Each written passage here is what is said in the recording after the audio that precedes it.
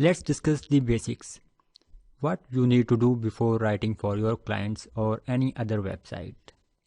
If you will visit SitePoint's Write for Us page, you can see all the details, what you need to do, what kind of content they are looking for. Length of article, quick tips 5 to 700 words, articles 8 to 1500 words, and tutorials 15 to 2000 words. And you can also create video content for your clients. Also read submission guidelines. You can read the note.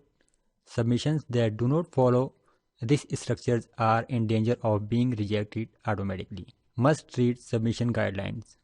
You can send an email with your pitch to editor@sitepoint.com. We will discuss pitch in detail in our next video. You can see title of article or headline, approximate word count, the category, format, quick tip tutorial, and a clear and concise 1 to 3 lines description of what the article is about. Clients also want to see samples of your writing. This is a very important point. First of all, you will have to write 1 or 2 sample articles.